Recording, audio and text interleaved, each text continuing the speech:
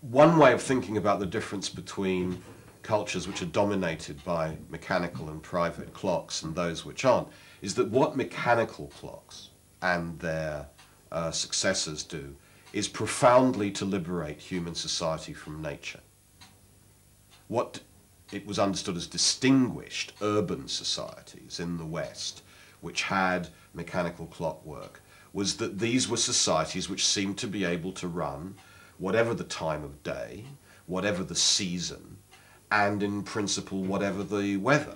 So that mechanical clockwork, precisely because it introduces a notion of measuring hours and then eventually minutes and seconds, which are independent from what you see around you, from the seasons and the sky, meant that urban society became a society of alienation, of a world in which human beings didn't measure out their lives according to given natural rhythms of pastoral life.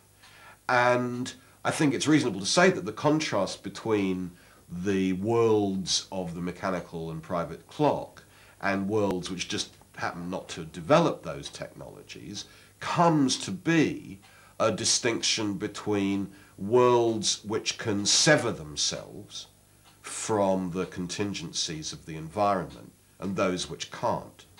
Worlds which govern themselves by the rhythms of seasons and weather, and those which increasingly see the seasons and the weather as pure obstacle, as something which one has to overcome in order to achieve one's commercial or political ends.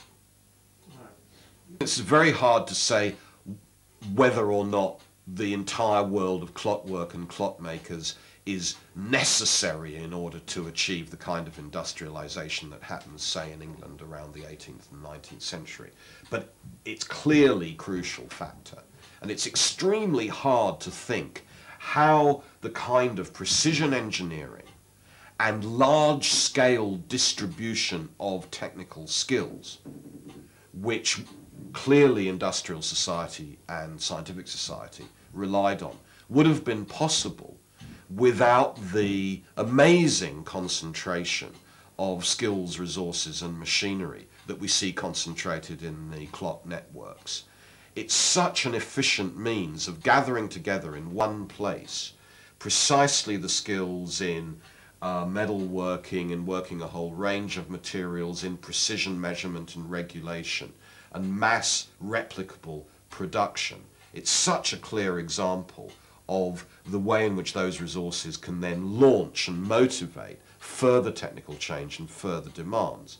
A very good example of that is the way in which, tangled up in the clock trades, and indeed in the glass trades, is luxury and efficiency. Clocks are simultaneously made as goods of the most supreme artistry, beauty and workmanship, and yet goods which are indispensable, utilitarian and fundamental for business, trade and commerce. And it's that connection which seems to me to be fundamental. Precision engineering comes in because it's developed both as a means of luxury trade and as a means of commercial advantage. And I think that's what picks out clock culture from societies and cultures which happen not to have developed these minute mechanical skill groups.